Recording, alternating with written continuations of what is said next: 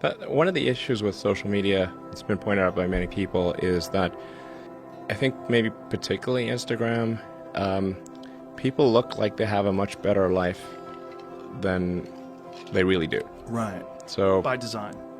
yeah, people are posting pictures of when they're really happy. They're modifying those pictures to be better looking.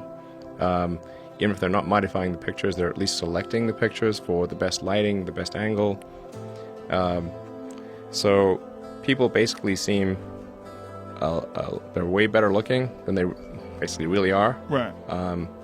And they're way happier seeming than they really are. So if you look at everyone on Instagram, you might think, man, there are all these happy, beautiful people, and I'm not that good looking, and I'm not happy.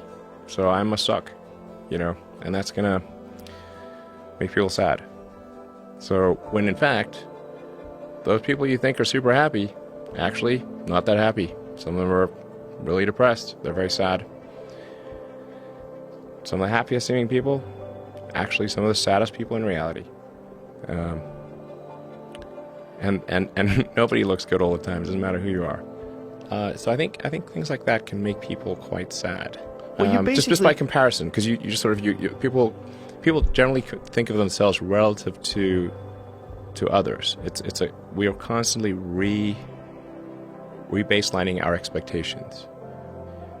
And you can see this, say, if you watch some show like Naked and Afraid, or if you just go and try living in the woods by yourself for a while, and you'll learn that civilization is quite great. It has a lot of it. People want to come back to civilization pretty fast on Naked and Afraid. I'm not normally an advocate of regulation and oversight. I mean, I think one should generally err on the side of minimizing those things. But this is a case where you have a very serious danger to the public. And therefore, there needs to be a public body that has insight and then oversight to confirm that everyone is developing AI safely. This is extremely important. I think the danger of AI is much greater than the danger of nuclear warheads by a lot. And nobody would suggest that we allow anyone to just build nuclear warheads if they want.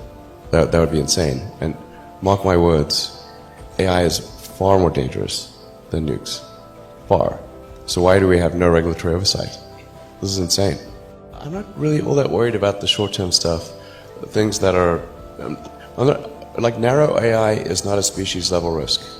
It will result in dislocation, in lost jobs and the sort of better weaponry and that kind of thing.